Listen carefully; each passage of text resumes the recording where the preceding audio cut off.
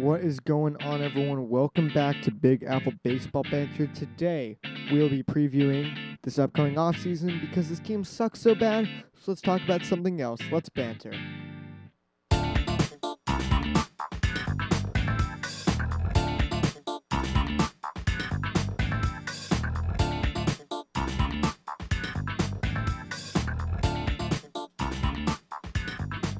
All right, how's it going, everyone? Welcome back to Big Apple Baseball Banter, episode number 43. You're probably really confused. Why is this a standard YouTube video, not a live, call-in show?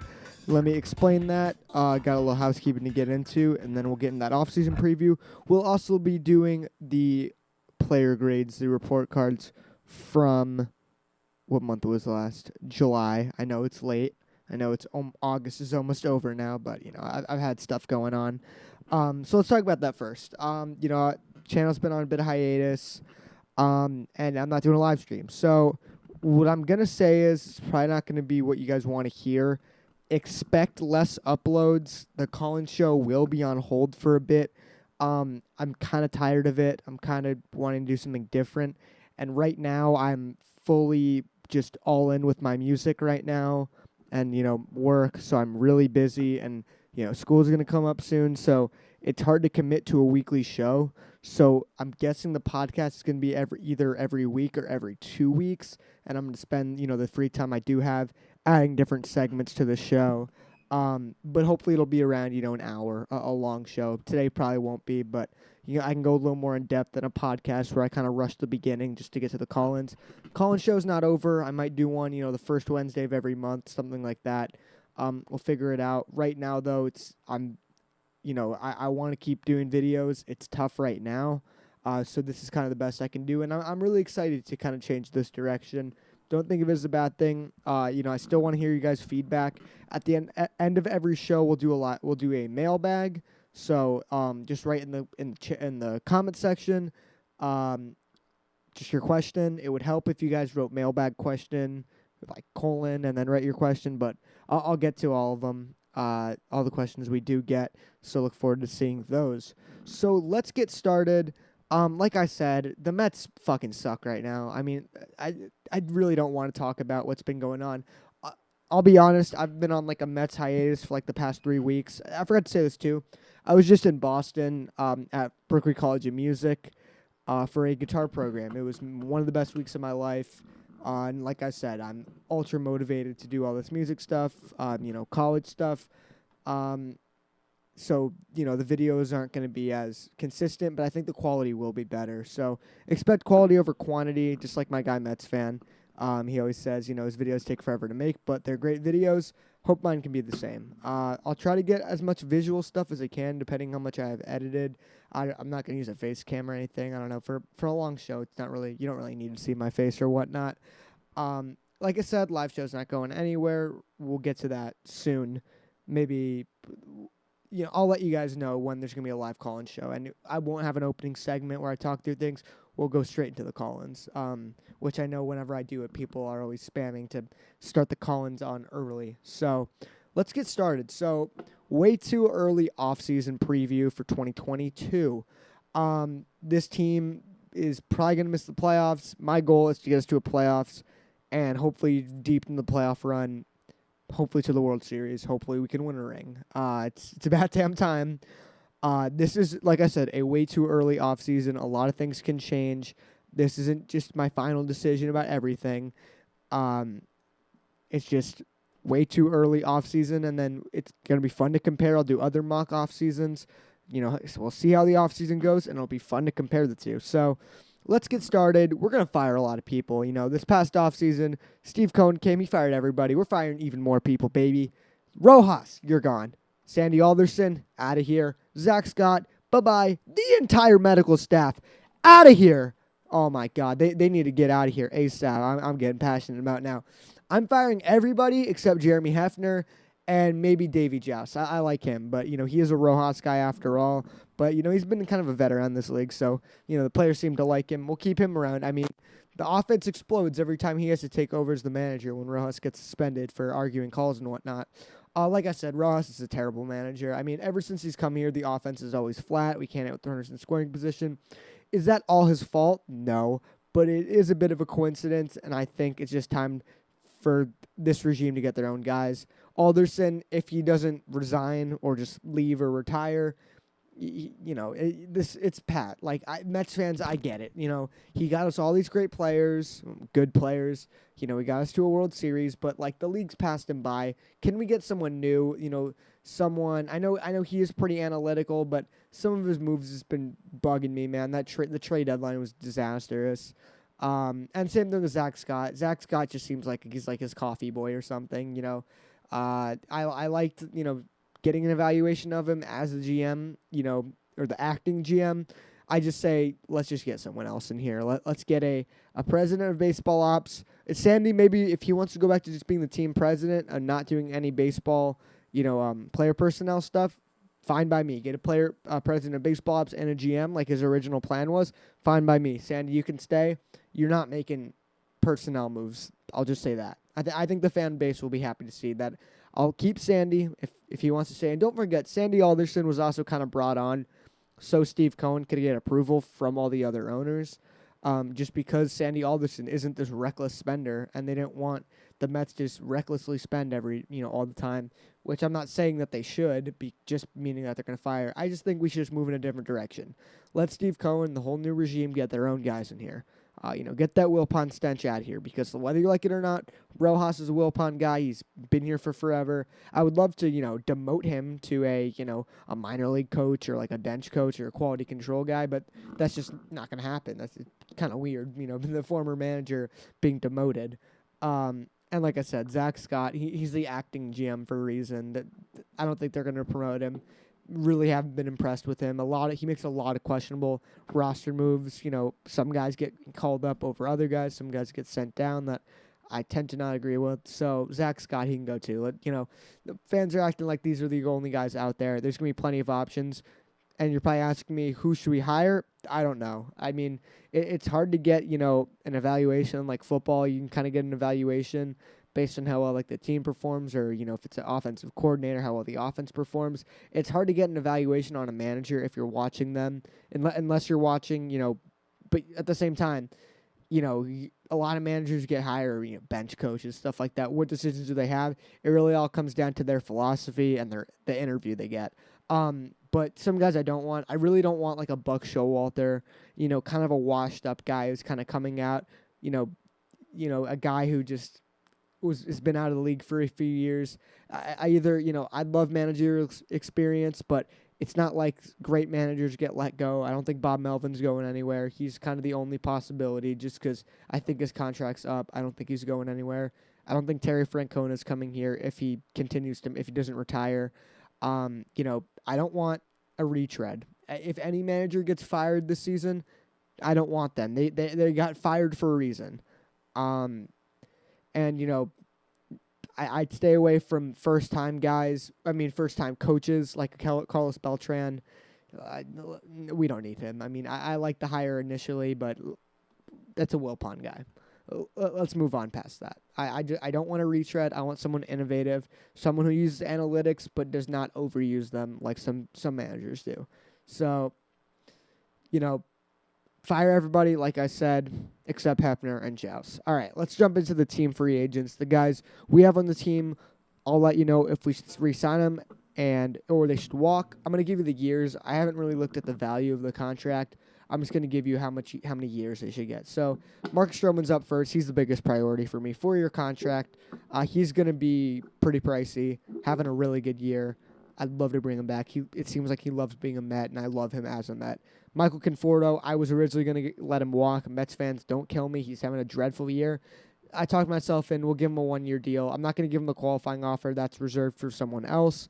But I just think, he's having such a rough year. He's always streaky. He's been hot recently. Let's give him one more shot. And if he can play well for a full year, not, just a 60-game stretch, and if he can actually be this great player Mets fans want to tell me he is, then we can re-sign him to a long-term contract. Right now, I'm not comfortable giving him anything more than a year. and anything more than maybe $12 million a year, something like that, especially on a multi-year deal, hell no. Let's give him another evaluation. Javi Baez, you guys know my stance. He's out of here. Not a fit with the team at all defensively. You'll see why. Unless he wants to play third base, then he can stay. He doesn't. He wants to play shortstop or second base if he's with Lindor. For the love of God, Mets fans, stop saying we should just move McNeil to third base. He's not a third baseman. Let's get over it. Javi Baez, he's going to ask for too much money. He's not that good of a player, guys. He's been hurt, and he's been dreadful ever since coming to the Mets. He's had 2 clutch home runs and done nothing else. He can go somewhere else. Dellin Betances, he's obviously walking. He's an absolute bust of a signing. Thanks, Brody. Jerry's Familia, I'll bring him back for 1 year. I'm not going to give him $10 million a year, but he's been pretty decent for this bullpen. If we stack up the bullpen, he can be more of a depth guy, and his stuff's really looked good this year. He can be a little off sometimes, especially with the control. But, I like Familia. He's been a Met for the majority of his career. Let's bring him back. Noah Syndergaard, he gets the qualifying offer. That's about $18 million, I believe. The reason I didn't give Conforto it is I think if Syndergaard walks, I think a team will actually pay up for him just because he's such a talented pitcher. And he hasn't pitched much, so you're guessing you're getting him back healthy. We just can't sign him to a long-term contract until we get a legit evaluation that he's healthy. But I'd love to keep Noah here long-term. Jonathan VR, he gets a 1-year contract. I was very down on the signing initially, you guys remember. But, I liked him as a role player. And this approach I'm going with is more of stack up talent, and we'll decide who plays come the season. So I'm not giving you a 26-man depth chart or something like that. I'm signing as many guys as possible. We'll figure out come spring training.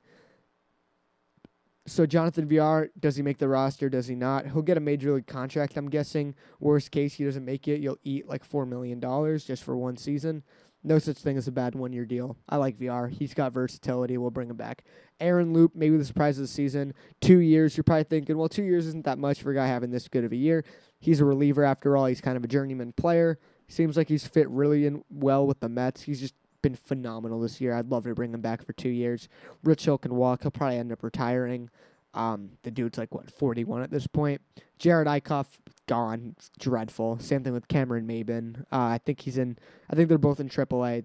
They can both leave unless they want to stay in St. Lucie or they're terrible. Come on. I mean, it's pretty obvious. I don't even know I'm spending this much time at it. All right, heading into arbitration. I'm not going to go over Jeff McNeil. We should tender him, or Dom Smith. We should tender him. Those ones are obvious. I'm going to go with the guys on the bubble, whether they should tender them or not. Brendan Drury, I'm going to tender him, whether he makes the roster or not. He's had some clutch moments for this team. He still has an option on his contract. An option for the minor leagues, so you can send him down. And after that, you don't have any options, so you can DFA him. He's only, a tender is obviously a 1-year contract. Albert Almora, non-tender. He's terrible. Get rid of him. Miguel Castro, I'm going to tender him as a back-end bullpen guy. That's totally fine, or a lower on the depth chart bullpen guy. He's streaky. I'm rip my hair out every time they try and put him out there for another inning. I don't get it. But he's a solid player, and, I'd hate to lose him for nothing. Robert Kesselman, I'm going to non-tender him, but I'll bring him back on a minor league deal to compete for a spot in spring training. He looked okay this year. He's just always hurt. So, I'm not going to guarantee him a spot on the major league roster, but, he's been a Met for a while. He's a decent pitcher. He'll get a minor league contract. Same thing goes for Jose Martinez. Hey, remember him? He's supposed to be kind of our first bat off the bench, kind of DH, kind of role until he busted up his knee and has been out for the whole year so far. Same thing. Non-tender him, but he'll get a minor league contract. See if he can get a roster spot in spring training. Same thing with Jose Peraza. You're probably thinking, well, he's been okay this year. Why aren't you non-tendering him? He's going to come back on a minor league deal, compete with spring training. Let's get to releases. Obviously, baseball releases don't really happen much, or cutting players just because you have to eat the full salary. Let's get the obvious one out of the way. That's Robinson Cano. Hopefully, you can restructure it and try to defer some money, or just get it, buy it out now. Maybe you can force a grievance or something like that just to get the money down. But, obviously an awful move by Brody. We're making up for the disaster that happened with that. He has no place on this team. We don't have cheaters. If you want to set a good culture like Sandy Alderson said he does, you don't have guys cheating. He has been on Twitter and whatnot, rooting on the team and whatnot. I don't care. He can come back as a coach if he wants. He can come back on a minor league contract as a bench guy if he wants, but he's getting cut, or he might even just retire. But why would he do that? It's considering all his money's still guaranteed. Kevin Pillar, he's got a player option. He's definitely picking that up. I mean, he's been absolutely dreadful this year, and he'll get cut. Does Kevin Pillar play past this year? I don't know. He seems like a good clubhouse guy, so if you could bring him in as a coach, I mean, sure. As a hustle coach, a culture coach? I'm not sure. But he gets a player option. He's going to pick that up, and he'll get cut in my way. Extensions. I'm extending Jacob deGrom for 6 years. He has an opt-out after 2022. I get it. He's been hurt a lot this year, and it is a huge risk. But I think giving him a lot of years, you'll get less on the AAV. I don't think he's going to get that $40 million range because he's had these injuries. He might make around $35 a year. We don't know yet with the CBA whether there's going to be a cap, a luxury tax, a floor, all that good stuff. I'm kind of going wild here. This is the way too early offseason for a reason. But Jacob deGrom, we need to keep him around for the rest of his career. He gets a 6-year contract. Let's hop into free agency now. Last year, everybody wanted all the big-ticket free agents. We didn't get any of them. And I've kind of soured on the fact of just getting the best guys available. I'm kind of more in favor of getting a lot of the really good guys available, but getting multiple of them. Like I said, we're building this team in a way where we're stacking it with talent and then figuring out who's going to play come season. So there might be, some guys might not fit here. They got to earn their job. You look at teams like the Dodgers, the Giants. The Dodgers signed A.J. Pollock back in, 2019? They had 3 outfielders. They found a way to make it work. I mean, good teams do that. So let's be a good team. Starling Marte's up first. He gets a 2-year contract coming from Oakland. He's going to be our center fielder. Nimmo, he's improved a bit in center field, but you'll see. And also, I believe the DH is going to come back, so we're going to put that in our roster. Nimmo's going to get some time at DH, too, which we'll go to, the projected depth chart. Just to keep him healthy. This offense isn't the same without Nimmo, so not having to have him run around center field, making him play a corner, a less physically grueling position, I think will benefit him. Starling Marte's a really good player, he's a right-handed bat, good contact hitter, good defense, a really solid player this team really needs, a really fundamentally sound player. Anthony DeSclafani from the Giants, we're going to bring him on a 1-year contract, or maybe even a 2-year contract, I'd say, actually. I wrote down 2 years, and I thought maybe 1 year because he's been struggling of late. I don't think the Giants are going to re-sign him just because they're going to be focused on bringing Kevin Gossman back. As much as I love bringing him in, Giants are not letting him go. That's kind of the ace of the team right now. DeSclafani having a pretty good year. Tony Disco, he can be more in the back end of our rotation. We're going to, like I said, stack the team. He can be really good depth and can also be a really good pitcher. He'll be in the rotation. I pretty much guarantee a spot there, but he won't be, the ace of the staff for obvious reasons. Mark Canha, he's going to come in as a 3-year contract. He's going to be our new left fielder. Really good defender out in left field and a really good hitter. Can also play a bit of first base. He's also going to DH a lot. Like I said, him and Nim are going to alternate a bit just to keep guys healthy. I love that. I hate having an everyday DH. I love kind of cycling guys in and out.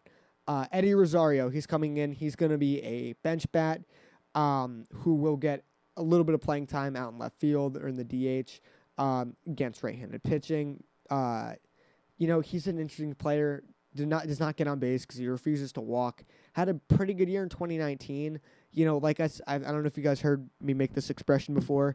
He's good enough to be an impact player, but bad enough to be not an everyday player. I'll sign him up. I'll sign up for that. Welcome Eddie Rosario to the New York Mets. Straight up the bullpen. Let's bring in Daniel Hudson for a 2-year contract. Now with the Padres, was money with the Nationals in the playoffs. Just a really solid reliever. Really wanted the Mets to sign him in 2019. Nationals re-signed him. Obviously, relievers, you don't give them a lot of years unless their names are Josh Hader or Liam Hendricks, guys like that.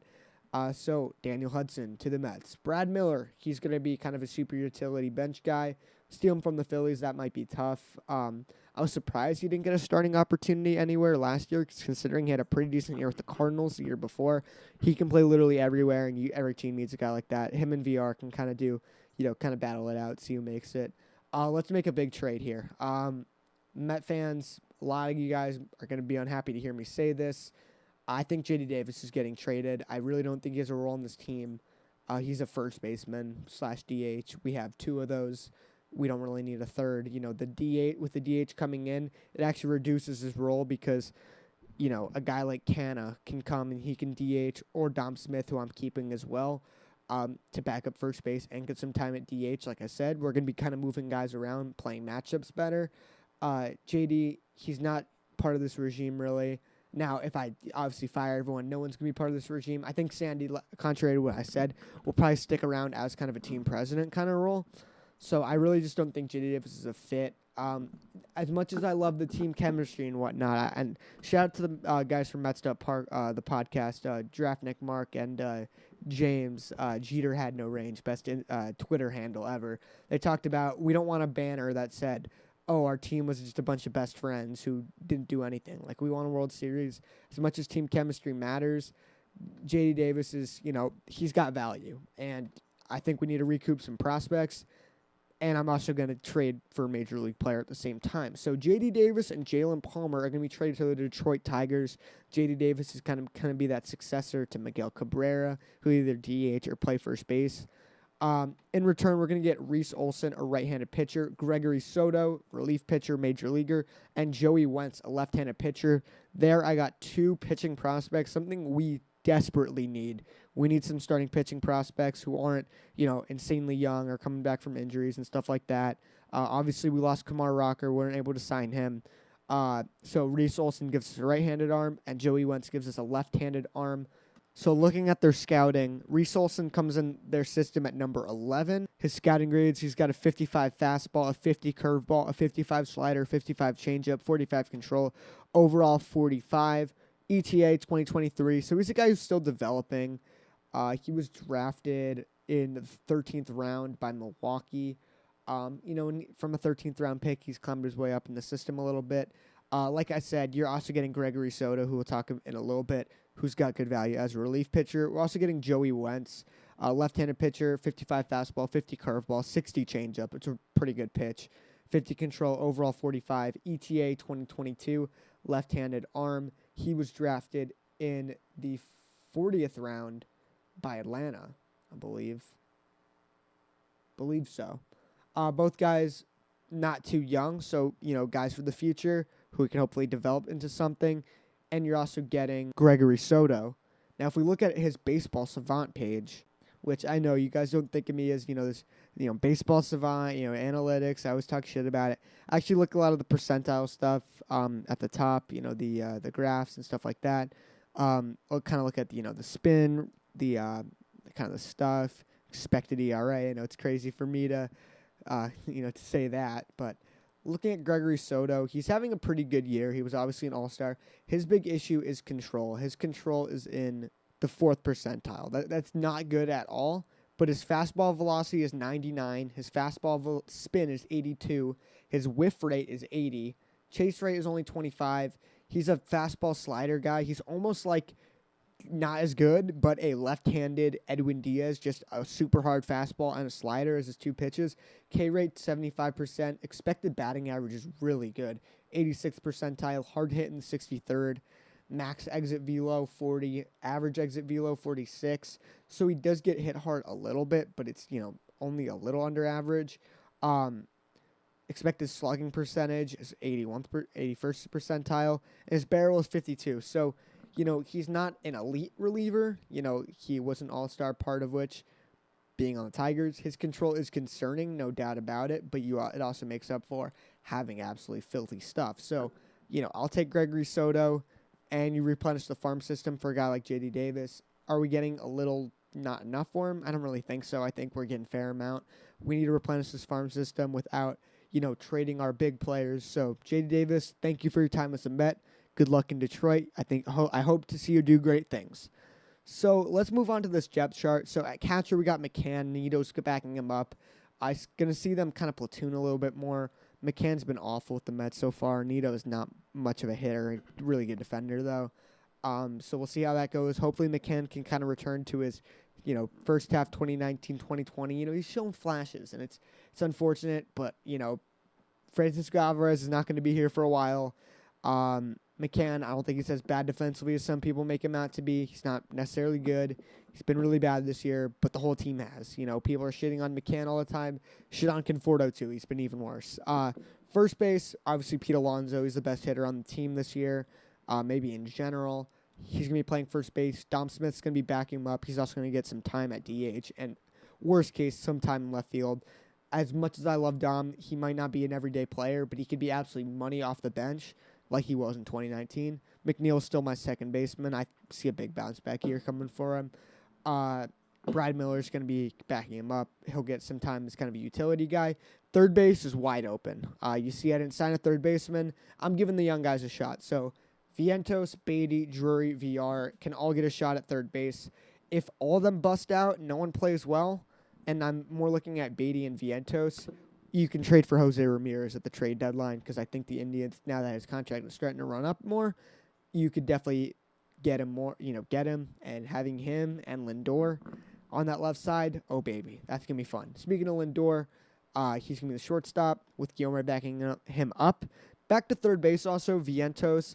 I have him listed as a starter just because he's got the higher ETA. I think Beatty's ready, though. I think his bat's ready. His glove may be a big struggle, so that might be the concern. You might want to get him in on the DH. So maybe you might say, hey, let's not re-sign Conforto, or Conforto sees more time on the bench. Like I said, Conforto's a one-year deal. If Beatty's out playing him, I'm tired of, you got to play this guy because, he's on the big contract, or, he's the homegrown guy. If Conforto's struggling, he's getting his ass on the bench. Beatty can DH. Vientos can play third base. I'm building a versatile team, and guys, we're going to play the hot hand on this team. So hopefully we get a manager who can do that. Lindor's playing shortstop. He's our franchise player. As much as he wants Javi Baez back on the team, like I said earlier, too bad. Guillermo's going to back him up. Pretty decent player. Mark Canha and Eddie Rosario in left field. Rosario more the backup. He'll play a little bit. He'll pinch hit a little bit, especially against right-handed pitching. But Canha's going to be the starter. Really good player. Starling Marte, like I said, in center field, with Conforto in right, whose defense has really improved. Khalil Lee's going to back him up. You could see him potentially be the fourth outfielder for the future. Really good defender. Can also back up Marte in center field. Nimmo's going to be DHing. He's also going to be playing a lot of left field, maybe even some right field, maybe even some center field when guys need days off. Nimmo needs to stay healthy, and I think DHing him, I know he loses value in the field. DHing him pretty often is going to keep him nice and healthy. Rotation: Jacob deGrom, Marcus Stroman, Anthony DeSclafani, Noah Syndergaard, Carlos Carrasco, Talon Walker, Tyler McGill, David Peterson, Joey Lucchesi, more likely in the bullpen, Jordan Yamamoto. That's a depth chart of starters who are available. Yamamoto, I don't think makes it. He'll go back to the minor leagues. Lucchesi, like I said, probably goes to the bullpen. David Peterson, maybe in the bullpen as well. Carrasco, if he's washed, which I don't think he is, I just think he's coming off a big injury. He's got bullpen experience too, so you can put him out there. Tyler McGill, as much as I love him, he's still a rookie pitcher, so you never know what they're going to be in their second year. Now, Tyler McGill is much better than Dave Peterson was in his rookie year, but obviously Dave Peterson completely fell off compared to his rookie year. You don't know if they get figured out and whatnot. I really think Tyler McGill's a player. I'm just signing these guys just in case, really. Is the DeSclafani acquisition a little much?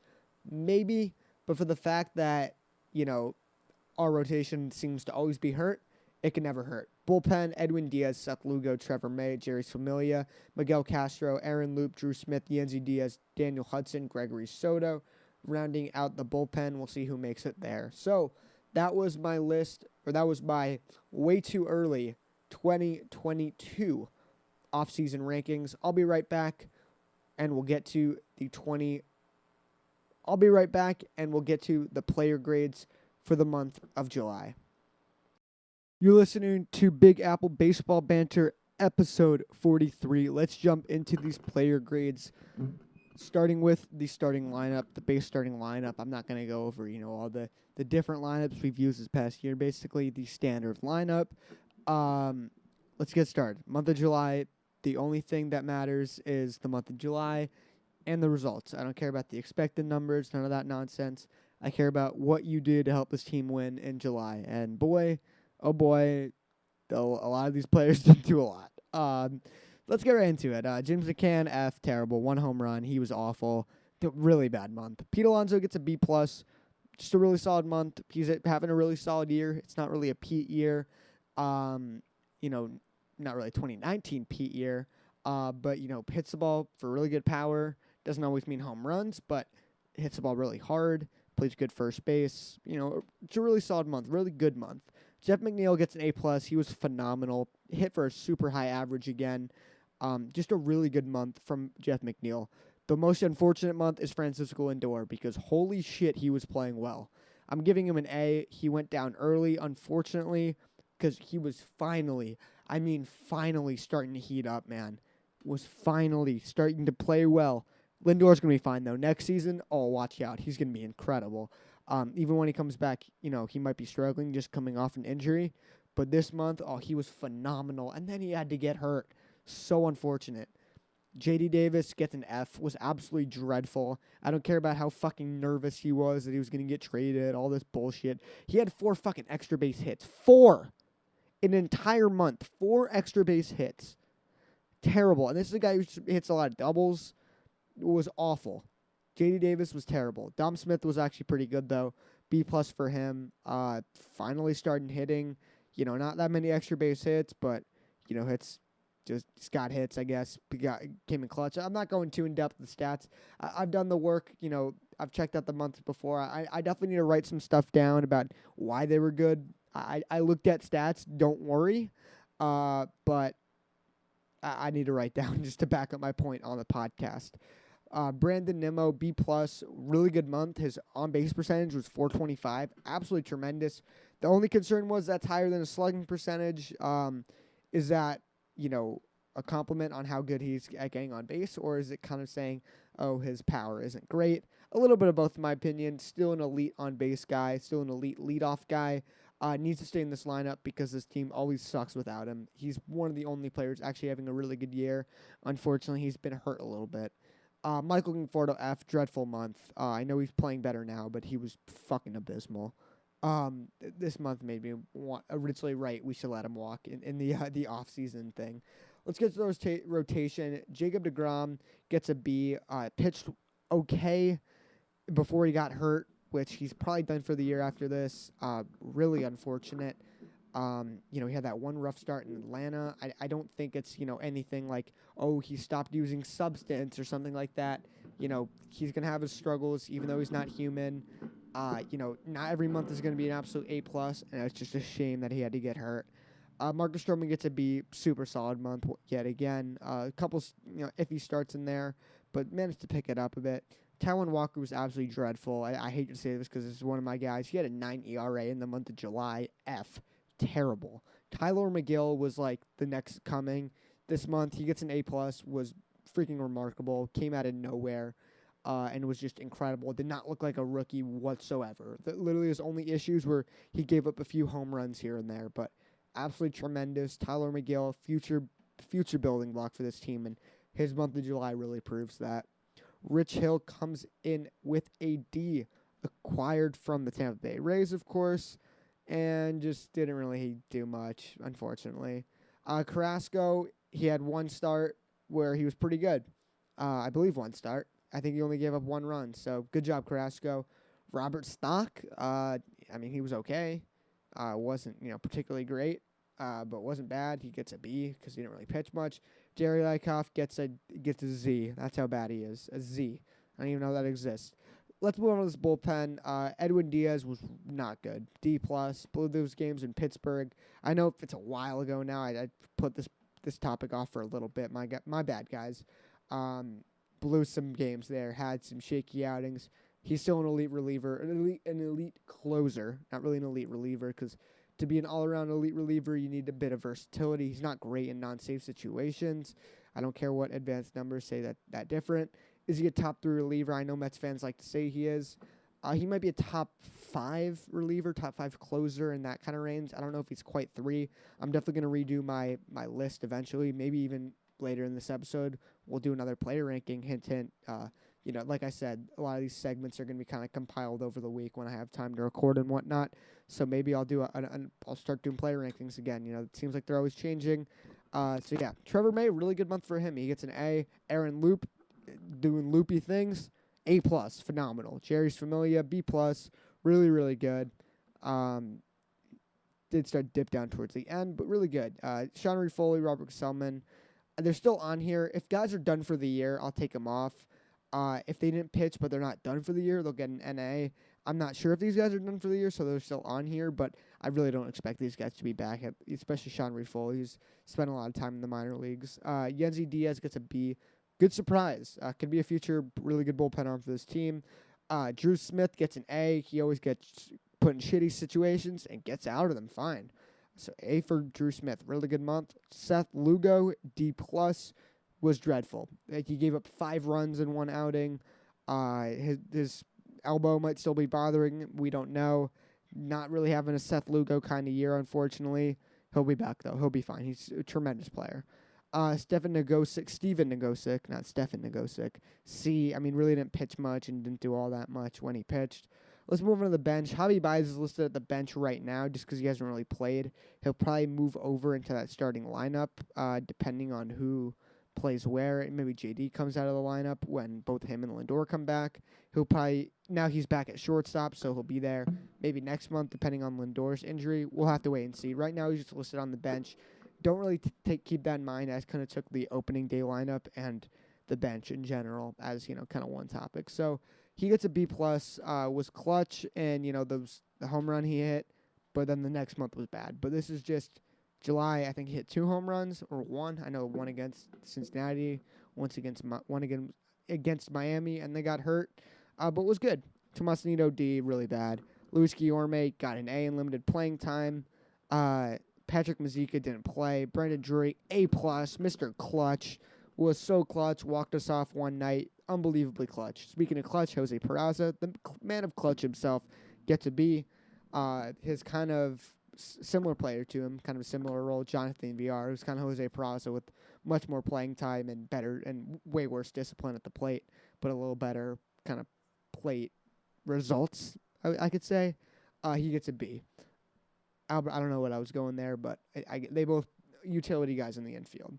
Albert Almora Jr. didn't play. Thank God he stinks. Billy McKinney, when he was with the Mets before he got traded, was awful this month. F. Kevin Pillar has been dreadful ever since he got hit in the face, I think. F. Terrible. He's been unbelievably bad. You love the guy because, he hustles so much and all that good stuff, but at the end of the day, he's not putting up results, and that sucks. Travis Blankenhorn, he came in clutch, gets an A+. Very limited playing time, but, hey, man, he took advantage of his opportunities. Once a game in Pittsburgh, basically. So I kind of went a little too quick with those. I'm probably going to try and go more in depth with the stats and whatnot for next time. I wrote down some kind of key stats for some guys. So just for next time, we'll get the August rankings come September. Which they're not going to be pretty, just seeing how the month is going so far. So that was my July